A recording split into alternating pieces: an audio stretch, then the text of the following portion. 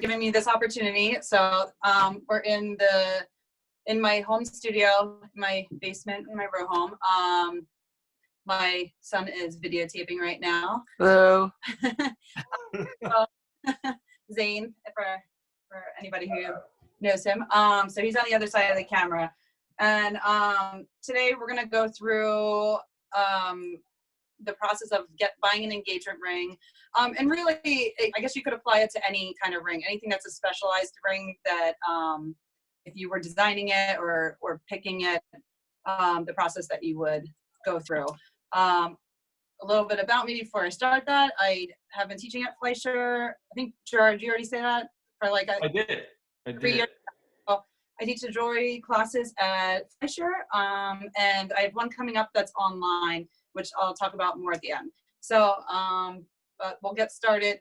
I have never done a live demo before, so I am going to try to talk quickly. If you have questions, just ask them. Gerard's going to ask them as I'm talking. So, but I want to cover a lot. So we'll see what we can do here. So what are the selection of things? Let's say you're ready to get engaged. What's the first step? First step would be figuring out one of two things really is, do you want to just go to a store and find something you like and buy it? Or do you want something more personalized and you want that one-on-one connection with your jeweler and you kind of want to work with them on designing it? So what I do is people come to me and they will say, I want to buy an engagement ring for my significant other. Can you walk me through the steps of it? So my first thing is I always say, give me some designs that you like show me some rings that you're interested in, kind of what you're looking for, because there's a lot of different ways of making an engagement ring. There's a lot of different ways of making jewelry in general. There's casting, where you have cast rings. This is a raw casting that never got cleaned up yet. These are all castings. And then there's fabrication. So there's a little rose cut diamond on a hand hammered band, sterling silver band. And then you have, what else do we have here? I know you have CAD design wedding bands, so computer aided design. So there's a lot of different ways of doing that. Wax carvings, fabrication, CAD, all of the above. So you have to know what your design is going to look like, and that helps the jeweler know which direction they have to go with how they're going to make your wedding band. Then the next step would be the stone. What kind of stone do you want? If you want something traditional, the traditional diamond, which I have a bunch of little CZs here and large CZs, then you need to know how much you want to spend. So that's, I guess, the other big part of it. That's probably the first part of it, how much your budget is. If your budget is pretty low, then you're going to have to know that you're going to get a very tiny diamond, or a diamond's not the highest quality, but it's big. So this diamond and this diamond, and I'm not a gemologist, so a lot of this is just learned knowledge from doing it, from being in the field for 15 years. So this is probably a little bit extreme, but a diamond this size and this size could be similar in pricing if the quality of this diamond, the grade, the color, the reflection, and everything is better than the grade of this one. If this has inclusions and it's really yellowy, it's going to be worth less money. It's a little extreme in size, but just to give you an idea. And then there's also, I would say a big move because of the diamond mining industry. The way things have gone in the past, a lot of people have moved away from the traditional diamond. So that's another thing to think about. I pulled out a bunch of other stones that I have, and I've seen a lot of people over the last, I would say, 5 years, picking out different stones like moonstones, morganite, opals, garnet, Herkimer diamonds. I have made a bunch, like probably at least 5 Herkimer diamonds, which are crystals from the Herkimer mines in New York. But people like the look of that, and it's something different, but still precious, and it's got a story behind it. So those are all things that you need to figure out before. Figure out the stone, if you even want a stone, hand fabricate it, cast, and just what the design is. And also Maureen, so where do you go to get all these gems? Where do I go? So there's a lot of different, so I'll stop, like some of these Herkimer diamonds I got, I have a big collection of them. Some I got from Tucson, the Tucson Gem Show, where a lot of different gem dealers go and sell all, things from just crystals to diamonds, opals, everything from like high end to just like things that look like they were pulled directly right from the earth and put on a table. So some from the Tucson Gem Show, some from this company in Boston, Massachusetts. I'm drawing the Village Silversmith. Sorry, Village Silversmith Cabs, and they are an excellent stone dealer that are on Instagram. You can find them on Instagram. So they'll do lots of like a lot, not lots, but like a lot of like 4 moonstones for a certain amount of price or certain price. So they're pretty popular, and their quality is always good, and they're trustworthy.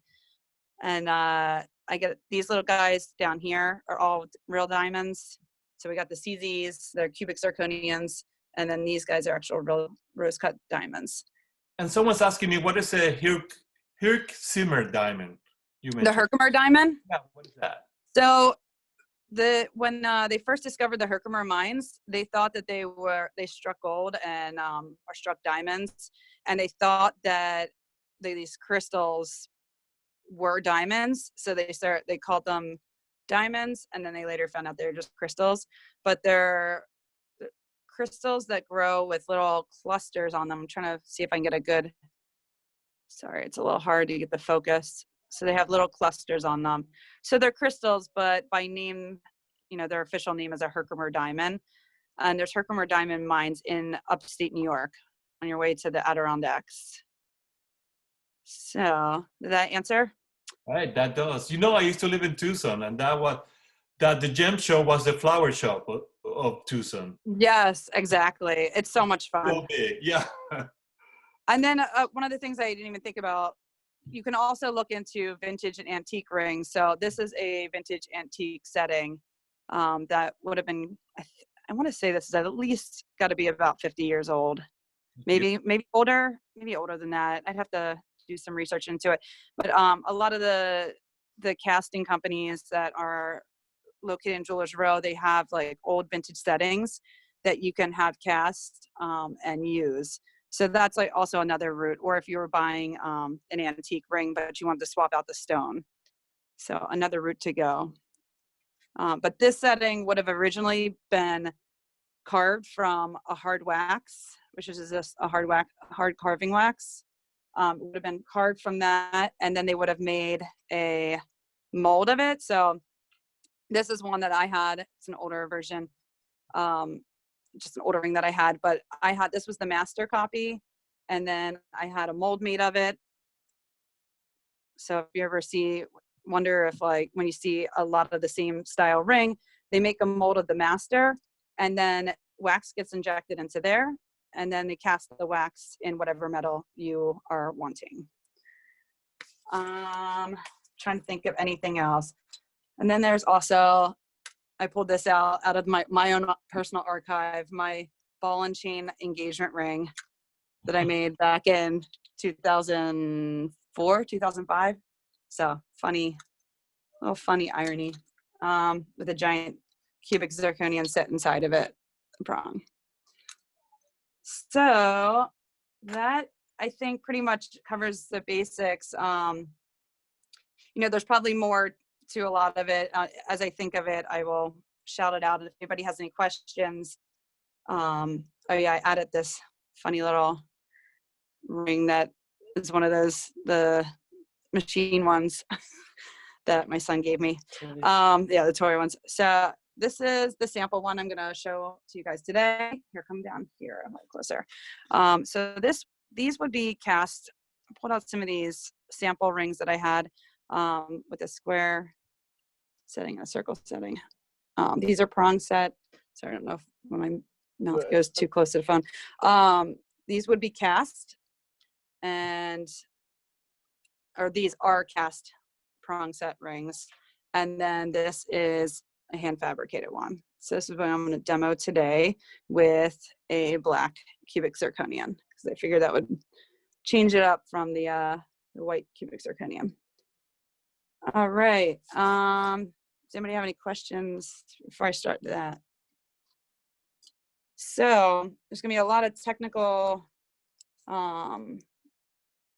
terms. I'm sorry if some of it's flying over people's heads. I don't know. I can't see who's on, so might be a lot of, if there's beginners, I apologize. So anyway, the measuring tool that is, I would say, most jewelers' favorite tool to use is the calipers.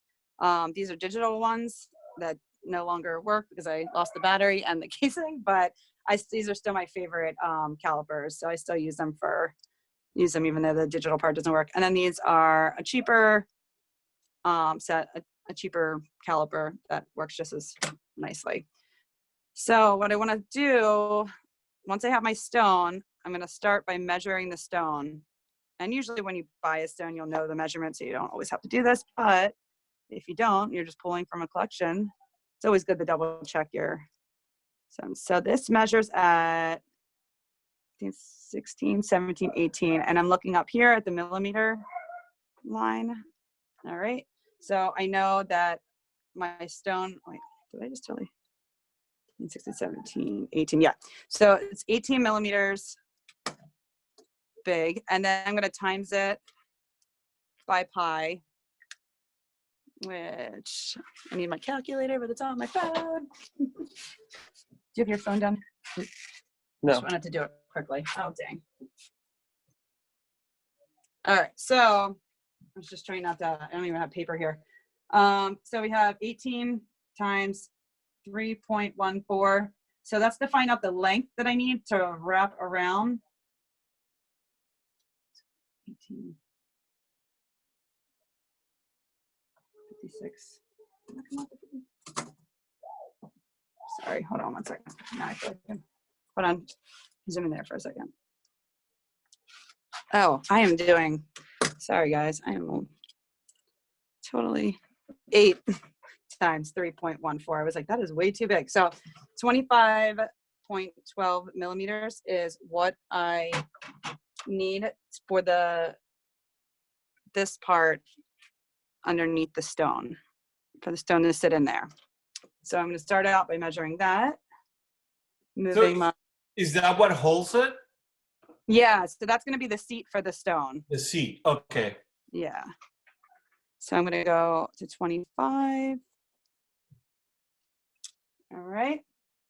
And then, again, this is like, kind of just depends on what style you want. So I have a square stock wire that I'm going to put underneath for the seat.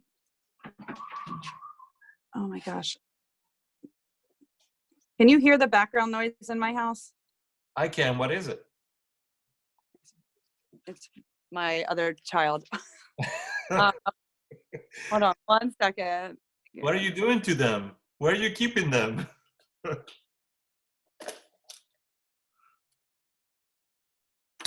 back. I know they're laughing and giggling up the stairs, which is good, but not during the demo. All right, so I'm taking the calipers, I'm making my scribe line, and then there's a lot of different ways. So I'm gonna say this quickly. There's a lot of different ways to get to the end of things.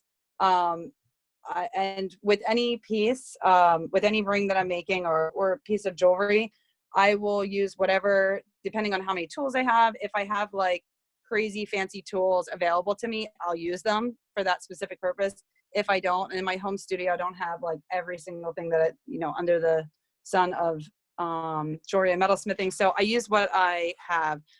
So to make that seat, I'm going to take my round. So I put a scribe line right there. I want to cut this piece in a circular form so I don't have to be trying to hammer that out into a perfect circle afterwards. But I want the end of, and you always want to start out with a nice flat end. I want that end to be pretty close to where Oh, that was not a nice circle. I was trying to make it a nicer circle, but. And I pre-cut ones, but I wanted you to see this anyway. So I'm making, and it would be nicer if I had a dowel rod that was exactly the size I need it to wind this, just like you would a jump ring. If anyone's ever made jump rings, that would be ideal, but I don't have one of those. So I'm using the round nose pliers, getting it as circular as they possibly can. And then I'm gonna saw them open. And you want to be careful when you're doing this. You could put tape around it to get a better hold. From doing this for many years, my left hand, jeweler's hands end up becoming like super strong, especially the hand that you're not dominant with, because that always seems to be holding the material down so that your right hand can be performing whatever the task is that needs to be done. So Maureen, what is a dowel rod? What is the dowel rod? Yeah. So a dowel rod is, like a wooden dowel rod that I'm trying to think of what else you would do with it. I guess it would be used for like, I wish I had something. Imagine this. So you could use wood or a piece of steel. This is actually my dapping punch, but this could be considered a dowel rod. So if I had the exact size that I needed, I could wrap the wire around the dowel rod and then slip it on. So you have many of them then? Yeah. Okay. Yeah. So now I have my jump ring, and I cut it open like that so that the ends are nice and flush, so that when I bring those two ends together, just like you do with the jump ring, that they match up perfectly. If they didn't, then I need to get in there and clean up the ends so that the ends of the jump ring match each other or completely flush, so that you don't see any light coming through, okay? And this is a little bit of a speedy way of doing things. And they came out slightly big because I'm slightly rushing. Sorry, just so that I can get this whole thing done. So I have two pre-cut. Then the second one that would go underneath the stone, which would be this part down here. I remove about 2 millimeters off that, so it's a little bit smaller, to give it a little bit of a transition. All right. Next, once you have your jump rings, and they're not really jump rings, I'm calling it that because they're both circular. Once you have the two levels of your setting, you're gonna solder it. And so I have these already pre-cut. One's a little bit slightly smaller. Take a little bit of flux, put it on the seams. And if I'm flying through this too fast, please let me know, or if anybody has any question. What did you say? Film what? The show with the. Oh. So.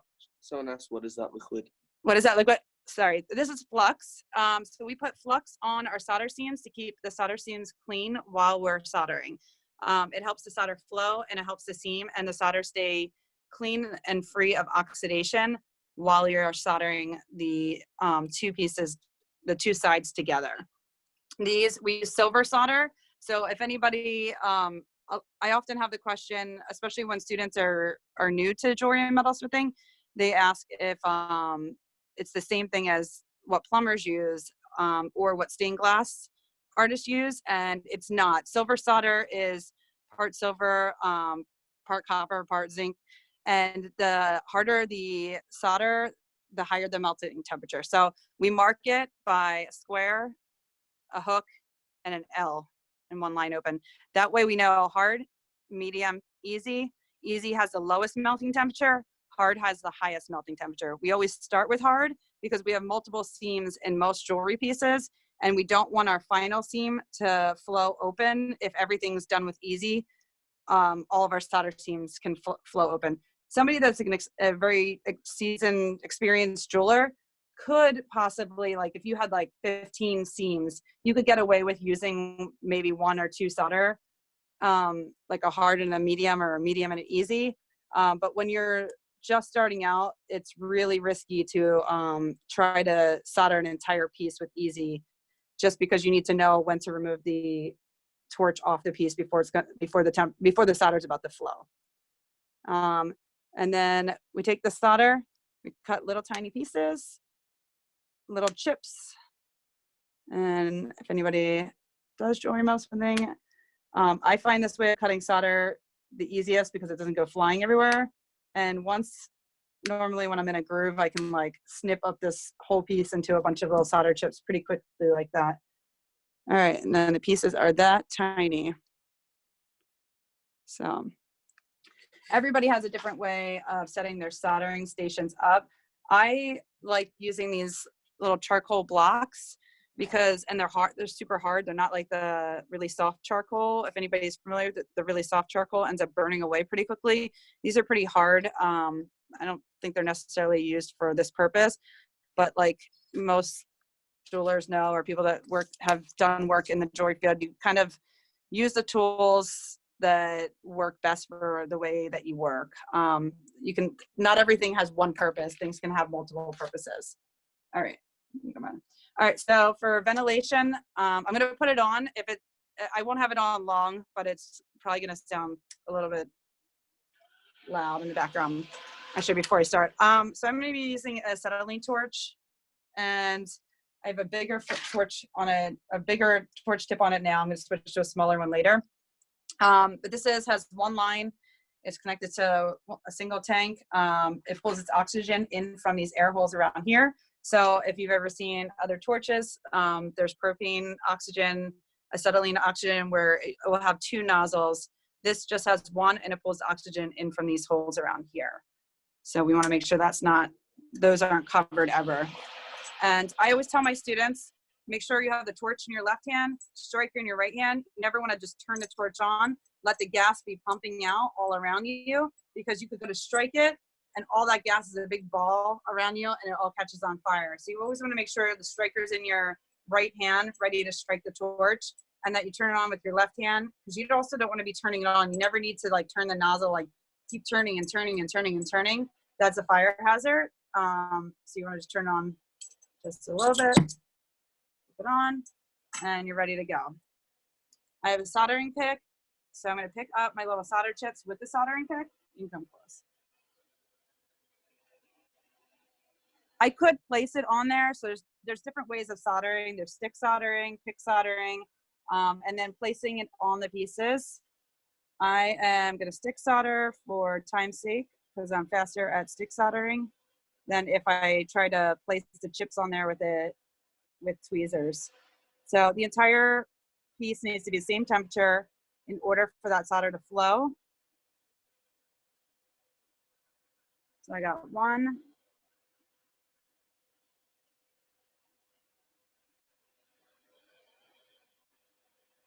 And I always compare picking up the solder to picking up a piece of lettuce with two salad tongs.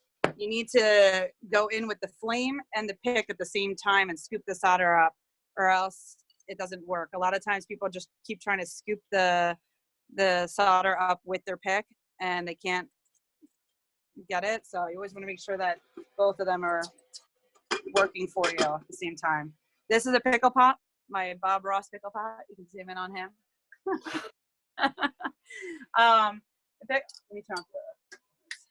The pickle pot is what we use to clean the metal off. So when you heat the metal up, it oxidizes and it gets all gunky from the flux and the oxidation from the torch.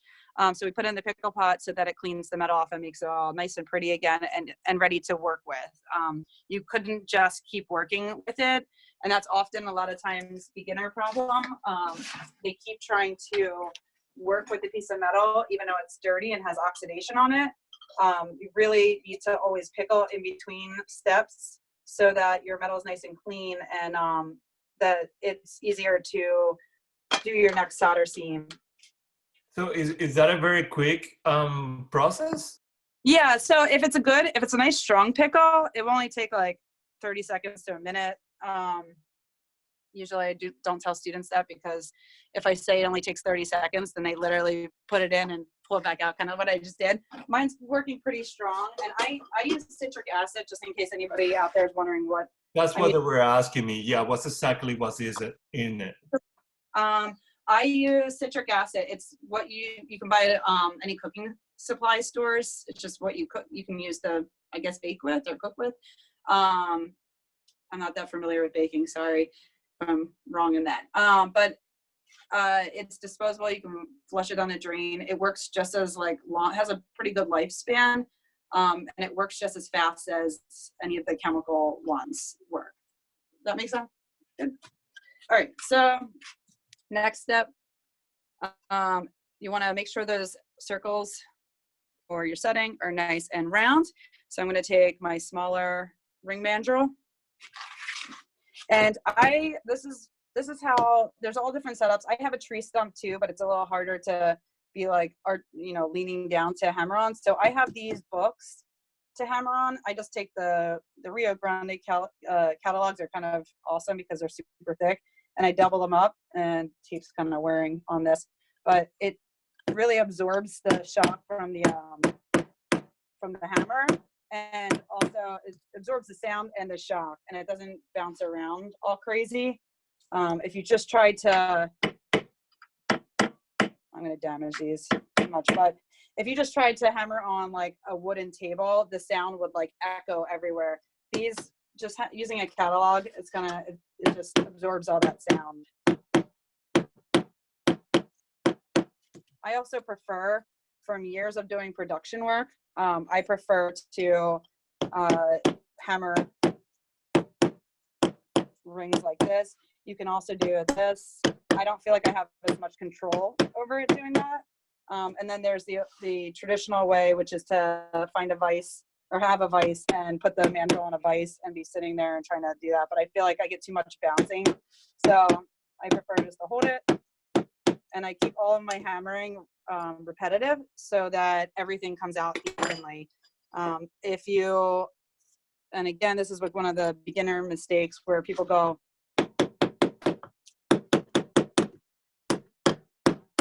and kind of move all over the place.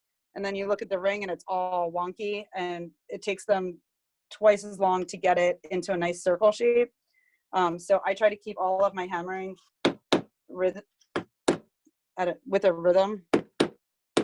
You keep rotating, right?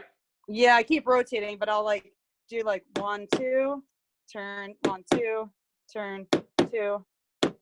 That way I know that every surface is getting hit exactly the same. And once that's perfectly circular, I'm going to give it, and I'm also using a rawhide hammer. Sorry, I forgot to say that. You could use a rawhide hammer or plastic hammer. You would never want to use a metal hammer because it will stretch that ring out pretty quickly and also leave hammer texture. If you wanted hammer texture in it and that was part of your design, then you'd want to make that ring smaller, go with a smaller size. So like measure what the size would be and then remove a couple millimeters. And then when you're forming it, then you can give it some hammer texture and it'll stretch it up. But if you hit it with a metal hammer, it's going to stretch it really quickly, like almost a full size. Then your stone's going to drop through it. You can come back over here. So we use a rawhide hammer to shape things and make them, shape them, form them without leaving any kind of texture or changing the size of it. If you needed to stretch something up a little bit, like let's say you had a ring that was a little too small, you could use a rawhide hammer to tap it. This will stretch things, but not as dramatically as a metal hammer will. All right, come on over here. All right. I wish my solderite pad was nice and pretty. This one is, but this one's a little easier to use right now. All right, so like I said earlier, there's always a million different ways in the jewelry world that people get to the end, to the finished piece. So I'm going to show you the way that I do this, but I know that you might watch a video out there, or you might be a jeweler and you're like, what are you doing? This is how I do it. I will find the best way for me to get to the result I want. Trying not to take shortcuts, but finding ways that I feel work a little bit better. And but then, you know, what works good for one person isn't great for another person. So I always have students, whether it's college students that have had experience in doing any kind of metalsmithing, or it's people in art that are coming to my classes at Fleisher or other art centers that I've taught at. If they have another way that they've learned or they heard, I will say, try it. And if I see that it doesn't work, then I'm like, try it my way, just because I've been doing it long enough. I kind of, you know, you start to get to know what techniques, what troubleshooting issues. So so I put a wire in between these two. I'm going to eventually end up cutting this wire off, but just to get the two parallel, and so that when I'm soldering my prongs on, I'm going to have this to hold them in place. Does anybody have any questions right now? No. Okay. But you said there's a wire in between them, right? Yeah, so I'm going to put and I'm using hard solder again so that that wire doesn't come off when I'm doing my next seam. And I'm also putting it at the seams. So that way when I go to clean it up, I'm just cleaning up the seam and chopping that wire off. Preferably, I would have my little Smith torch working, but it is not working currently. So that's why you see there's a giant flame on here. There we go. Okay. Right.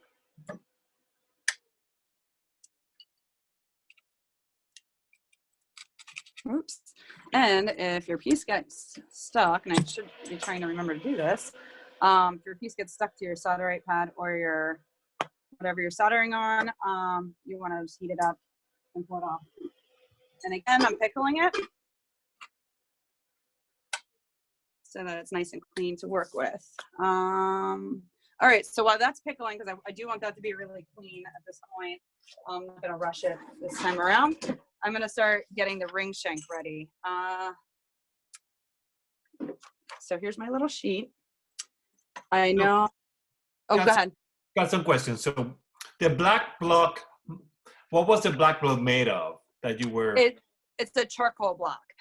Charcoal, okay. Yeah. And why hammer? And why hammer on the black blocks? Did you hammer? Oh, why hammer on the what? On the black block. Which what? Wait, why hammer on the black block? Oh, like yeah. Are you talking about this right here? I think so. Yes. So this is a steel block. So this is for texturing, forming.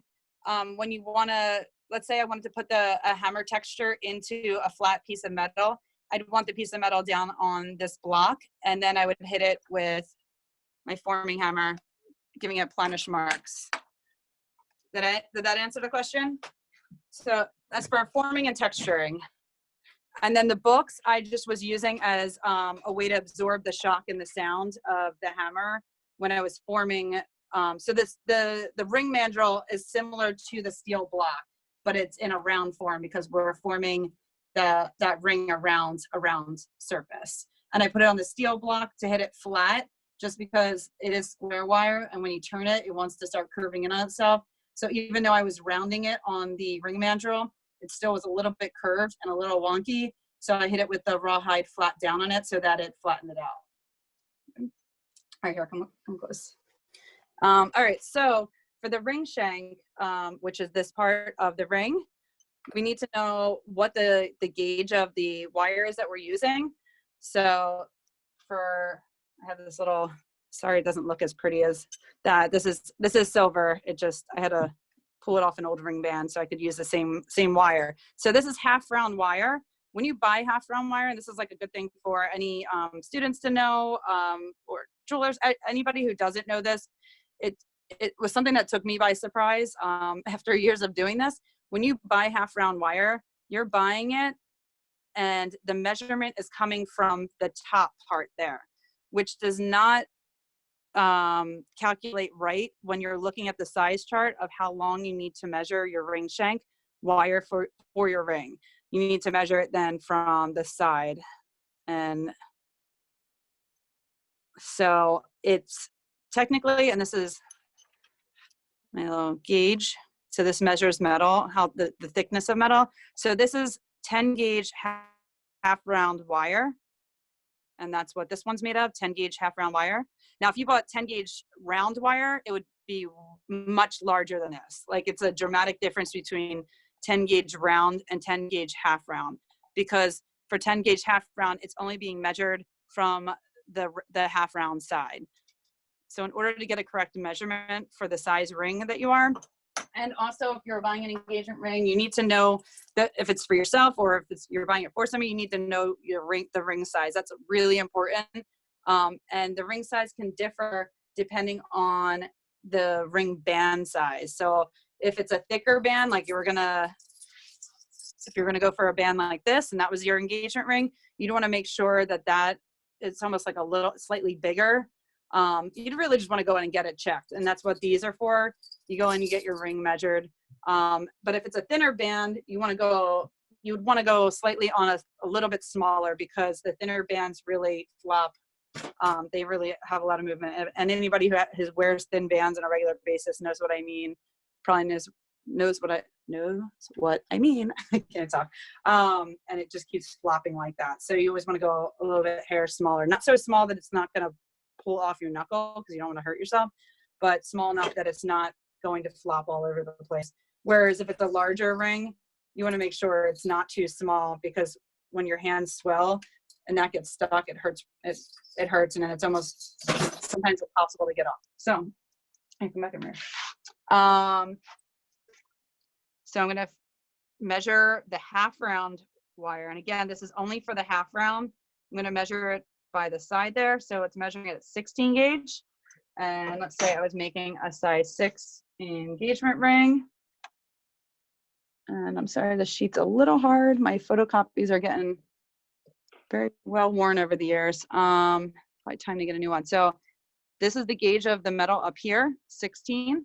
This is the size of the rings over here. So we go to 16 and a size 6, and it measures at 55.6. I'm just gonna write it on the back here. So size 6 ring, 16 gauge metal. And what did I say, 55.6? Yes. Yeah, okay. So 55.6 millimeters. And because it will take us 1,000,000 years to measure 55.6 millimeters, we're gonna turn it into centimeters. Well, math, move that point. Move that 1 point over, so it becomes 5.56 centimeters, and then we want to round up, so it will be 5.6 centimeters, which will be right. Let's make sure this is long enough. Can I just ask Alexa? Yeah. Wait, say it again. Can I ask Alexa to answer those questions? Yeah. Yeah. Alexa, what is, all right, so this is actually measuring under 5, which is kind of okay right now. That's not going to totally make sense yet, but once I have my setting, I actually want it to be a little smaller, because I'm going to I want the setting to sit in between the two ends. Does that make sense? Mm-hmm. Yeah. So, but that's how you would get, if I was making a round band, I'd need it to be that exact size. If it was going to wrap underneath, kind of like this. So if it was going to wrap underneath that setting, then I want it to be exactly that size. But because I want it on each end, I'm going to leave it like that instead of going and cutting a new piece. All right. So, and we always pull our metal out with copper tongs, so that it doesn't ruin the pickle. If you put steel in a pickle pot, I mean, if you do it really quickly, it's not going to do anything to it. But over time, if there was steel that sat in the pickle pot with silver, it will plate the silver copper. It takes a little bit of time for that. We still like to, usually in any kind of teaching studio, you still always want to stress it, or in production studios, because it can be a real disappointment to walk over to your pickle and see all your silver copper color. It's not the end of the world. You can get rid of it, but it's just another thing to have to do in the process of everything. So steel in the pickle pot can plate it. And also that's actually a technique too, for if you're working in copper, This is good for anybody who works in copper to know. If you don't know it already, when you're soldering copper, you can see your silver solder seams. A way to hide those solder seams is to purposely take some pickle out, hot pickle out, or have like a cup and put it in there and put some nails in the cup with it and let it just sit there, and it will copper plate all your solder seams. So it'll look like you used copper solder. All right, so I am just lining these up right now. How am I doing on time? So yeah, I was gonna just say first of all, 5 more minutes. Oh, 5 more minutes, so we're done? Yeah. Oh I don't know no. how that happened. I mean, we can keep going if I can keep asking you questions. Well, I can also kind of like here. Oh man, I had a feeling. I was like, oh no. I think everyone's agreeing that maybe just keep going. I just keep going. Yeah, Okay. I can keep asking questions. Okay. Somebody asked me a question. Yeah. So one question is about the jump rings. Okay, so the size. Oh, here actually, this Yeah. will be great to see now. So I have this wire soldered on there just so that I can hold them parallel with each other.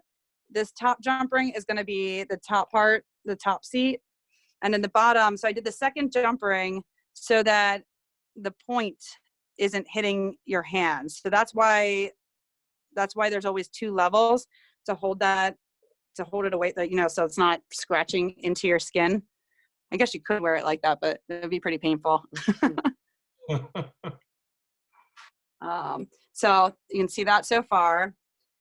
And really the distance between the two would be just depending on what kind of designs. I mean, you could make it like a really tall setting and have it like crazy where, it's really tapered where it's tiny and it goes really big. I'm just gonna do one that you can see the point poking through there a little bit. They're not super close, but they're not super far away. So I'm trying to get those nice and parallel, make sure they're exactly spaced out nicely. I'm gonna have to fix that a few more times because I'm gonna be doing things to it. So the next step would be, and this I'm kind of rushing, I would normally take a circle. Someone wants to know like the wire of the jump rings. How thick are they? These are, I think they're 14 gauge. Let's see if I'm correct. No, maybe 16. These are 16 gauge square wire. I don't know why I said stock. All right, so now I'm just getting north, south, east, west. It's all opposite points of each other. I really thought we at least had like a half hour left. I'm amazed that you've done this. Like, this is very quick. Oh, that the time went by so fast? Yeah, I mean. Yeah, that did go by really quickly. I was like, can I make an engagement ring in 40 minutes? Impossible. Or is it possible? Maybe it is. I don't know. Well, at least I have all the different steps, I guess, so people can see the different process steps. I'll show some more. I mean, it takes 3 months to pay for it. I know, right? All right, so for anybody who's familiar with the art, doesn't even matter. This is a flex shaft. It's a high power drum, or a faster version of a Dremel. It's more efficient. You have more control over it, but a Dremel works just as well. Not for everything, but for certain, for some things you can do the same thing. This I'm putting in is a Krause burr. So if you're using a burr, and there's a couple different ways of doing. Now I'm doing the really speedy version.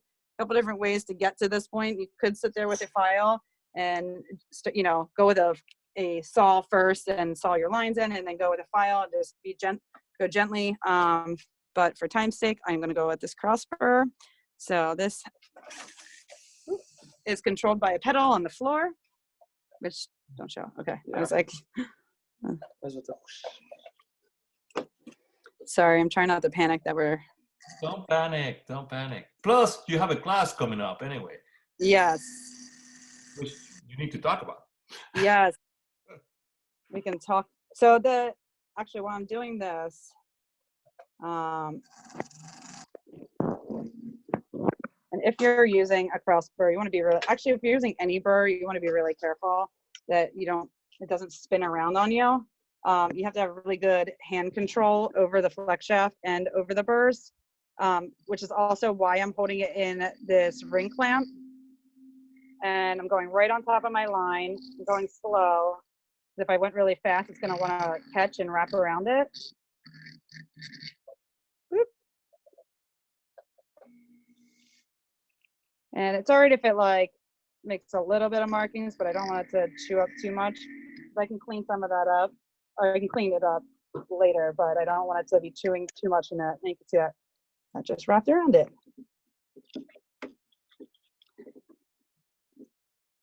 Mm.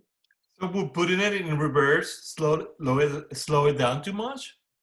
If you put it in reverse, Yeah. I don't think I don't have a reverse on this one. Some of them do have a reverse. This one does not have a reverse. Did somebody suggest it? That is the question. Oh, the question. Oh, would it slow it down? I have seen, like, I have seen people do it in reverse. I just don't have that option on my flex shaft. Some flex shafts have it where you can flip it in reverse. Make sure that that is even. So my lines were a little bit off, but you want to get it so that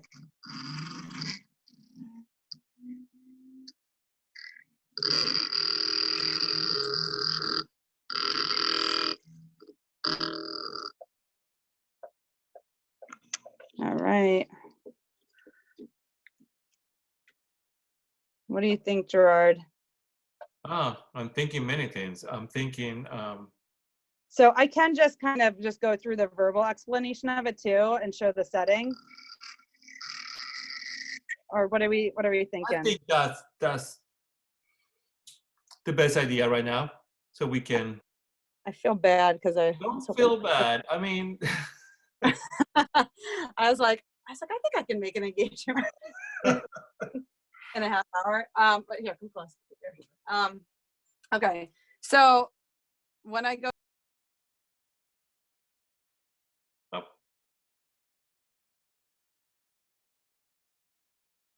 I'll try to do like a sped up version of this and post it too so that people can see the whole start to finish. But I make the grooves with the cross burr and then I set it up. I keep this wire on it. Keep the wire on it the entire time I'm soldering the prongs in. And I cut the prongs so that they're, taller than the stone. You can use, here, come over here. So let's pretend that, where'd my wire go? Oh, there it is. Let's pretend I have all the cross burr grooves cut in. I'll cut my prongs, and I'm using, for the prongs, I used 18 gauge wire, 18 gauge sterling silver. And I will cut the prongs, and I always give myself some, some extra wire to work with. It's not the end of the world to scrap a little tiny piece. You can always melt it down and it can become something else. So I will cut all 4 of my prongs.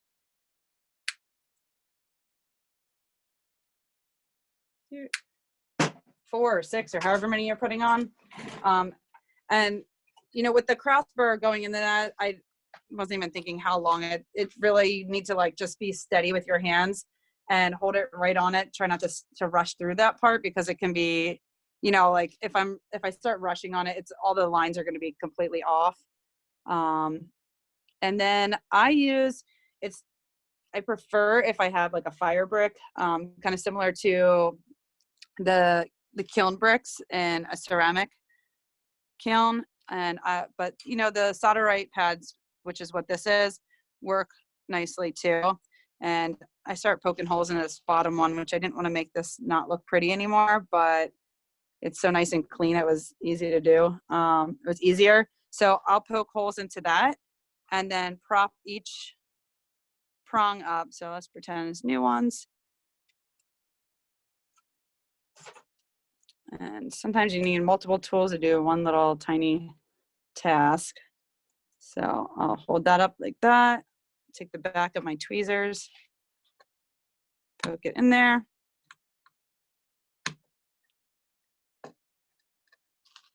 And again, there's multiple ways that you can do this that work for people. This is the way that I have found that works best for me. So I will do that with all 4 of them, have them all set up. Then I flux everything. I cut little tiny chips of medium solder and like really small because I'm just going to be placing them there, there, there, there. And sometimes it's hard to get in here. So I will often just tack up here, tack, or not tack, solder, just the top parts. And then I'll pull it out of the solderite pad, flip it over, and then solder all the top prong parts, the top of the prong. So then I'll flip it over to pretend this isn't all connected and there's no stone there. Then all these are now connected. So then I'll put solder up here, here, here, and here, flow that, and then everything's good to go. Then I would chop all these like extra pieces off the bottom, sand it really nicely, make it look all pretty, and then flip that setting upside down like that on the block and take my ring shank wire, which is right here, and let's really quickly make that into a, to make that, you always want to make sure that wire is round. Here, okay. So I would take my half round wire, make sure it's the exact size. So I would include, I'm losing control.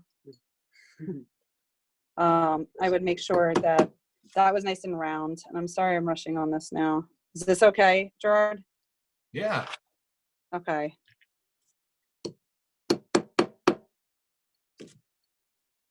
All right.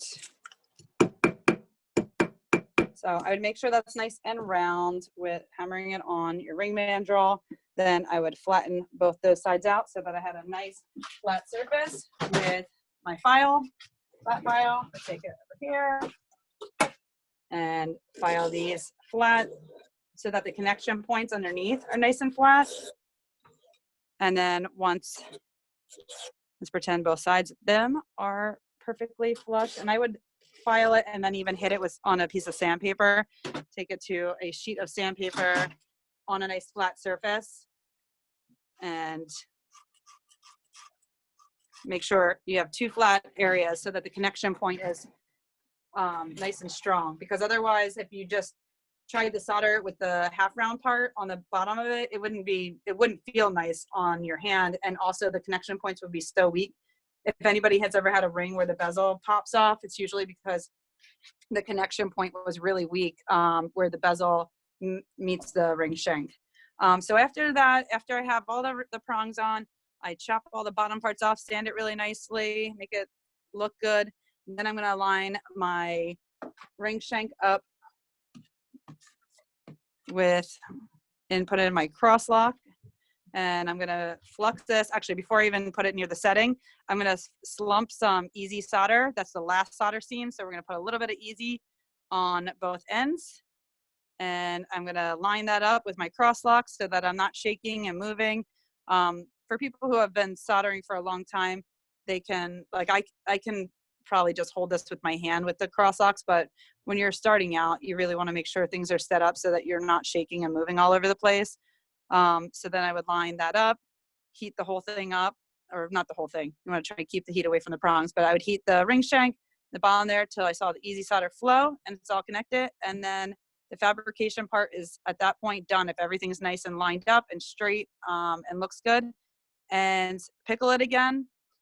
And the final steps would be over here. Some tools I use, especially for anybody who is like looking for some information on this.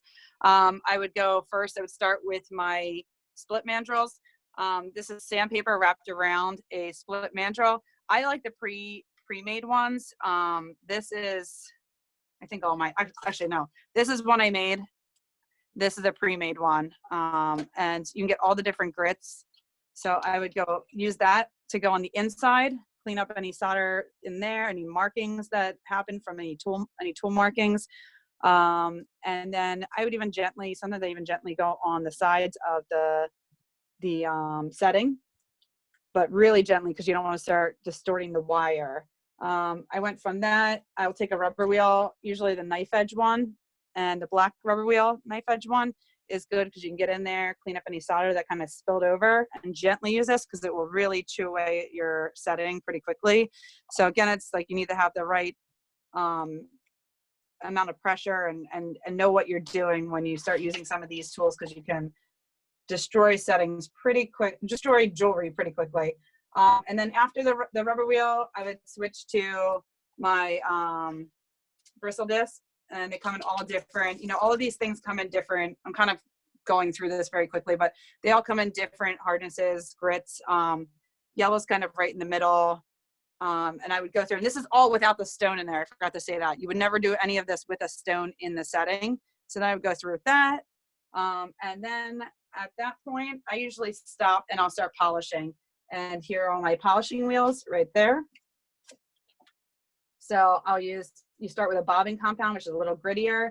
Unless the setting looks pretty good and it doesn't need a whole lot of polishing, then I might just jump right to a rouge, which is, this is my rouge polish, and use all the different ones to go on the outside. I have one that I've been using forever to go on the inside, which is my inside one. It's like so tiny now.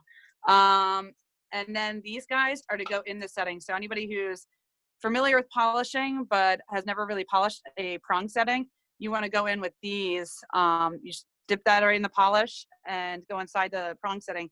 That way it doesn't catch, because you would never want to try and take a felt wheel and go inside of a prong setting. It would catch and the ring would go flying and quite possibly hurt you. So these are made so that they can go inside that setting and get in there and polish. And they have, all different sizes of those. Depending on prongs, this is also one that would go inside of a prong. That was, more like that if I need the sand. And then once it's all polished and shiny, pop that stone in there, and I'm making it sound really simple. Again, there's different ways of setting. For this one, I just did just push those prongs over. I used some nylon pliers and give it a little push. You always want to go north, south, east, west, push, push, push, make sure that the stone's in there nice and evenly. And then to get the points, I took these are really nice clippers. You want to make sure you have nice clippers if you're doing this, because if you use junky ones, they're going to just chew up that prong. But I go at a nice sharp angle and snip, snip, snip, snip. And final step is I like my favorite wheel at this point to do this with, to like make those nice and cleaned up and point it, is a Cratex wheel, which is a peach color when it's brand new. There's another one. You can see that peach color, I guess, a little bit better. That one, or a blue rubber wheel. These two wheels are, as far as I know at this point in my career, the only two wheels that I have found that don't damage the stone. You can actually, run the wheel over top of it and it won't mark that stone up. And they also do remove enough metal that it actually does something. There's other rubber wheels that also won't mark up the stone, but they won't do enough to make that point. So anyway. All righty. I'm gonna hold it. I can see everybody. I'm gonna flip you guys. Well, first of all, before we go, thank you so much, Maureen. That was terrific. I know we need like 20 more hours with you. I know. Oh, wait, hold on. Sorry, I'm trying to face you. Oh, there you are. I know. I'm sorry that I hope you guys enjoyed it. I'm sorry that I couldn't walk you through every step. And if any of my students are on here now, you'll kind of understand. I've had a lot of people in the past ask me to do prong settings, and the one thing I will say, I thought this would be a fun demo to be able to show start to finish, but time-wise, I even tried to like speed it up on my own. I'm sorry that did not work out. Good, it's all good. Okay. I hope people enjoyed it, but I've had students ask me to do prong settings like right in on the first day. And I always tell people, I'm like, you need to practice and get a handle on soldering and get a handle on knowing the tools, and practice with it first. So I've had people even just buy pre-made prongs just to get comfortable with doing the prong settings and soldering the ring shank to the prong. So that's just something to think about. That if you're interested in it, just know that it would be like, you need to learn how to solder first and all those things. Does that make sense? It does. So before we go, can you talk about your online class coming up? Yeah, so I have an online class coming up. I think it starts next week. We are going to mostly, just because of tool-wise and stores and things being shut down still, we're going to start off with the 6 weeks is going to be talking about design. One thing that from over 13 years of teaching that I've noticed is a lot of it's easy to learn. It's not easy, but it's fun to learn the skill. But one thing that I always find that people do struggle with sometimes is the design part of it, the idea generating. And I think, so this class is going to be based around idea generating, pulling images, creating designs before we start working in metal, creating models. So even if it's like you're only interested in making one piece that's like this, we're going to talk about what it is you need to know from start to finish. Like, first, we're going to figure out the size of it. We're going to do some models of it. We're going to do drawings. And then we're going to talk about all the different techniques that you'll need to get to this point, that you'll have to learn, so that when you do get to the fabricating part, or if you already have a home studio, maybe you're already in that process, and that's kind of what we're working through together. But we'll be basing it on design, talking about creating bodies of work, lines of jewelry. So it's easy just to make one piece, and then be like, okay, I want to make more, but not really know where to kind of hit the ground running off that. So that's what this class is going to be based around: design, model making, and getting a line together before you start working. And then what materials and material sourcing, material costs, and what techniques you need to know. And I'll be doing demos in my studio. I will have a claw. It won't be my son, videotaping me. I bought. It's just. And the most important thing, it's a free class, completely free. Oh, yeah. What day is it? Yes, and it's a completely free class. And then you can register on the website. So all the information is on the website. So please come and design something with Maureen. Yeah. Design with me. I've been teaching online, finishing up my college courses, or the college courses I teach at Temple and at Rowan this semester, and it's been great. I mean, it's very like talking to people through Zoom, and teaching through it has actually been a lot of fun. It's not the same as the classroom experience, but it's something different and unique and all in itself. And I think people are getting a lot out of it. And the other thing I'll be showing you is a lot of images, which is something I don't always get the chance to do in the actual studio, because people just want to work. This is going to give us an opportunity for you to actually see a lot of what's going on in the field, and different artists, be exposed to things that you may not have known about. Well, thank you, Maureen. Thank you again. And we're going to end it at this. And please come back. There's many free classes. Please take them all if you can. And any questions, feel free to contact us at Fleisher. Okay. Thank you, everyone. Thank you.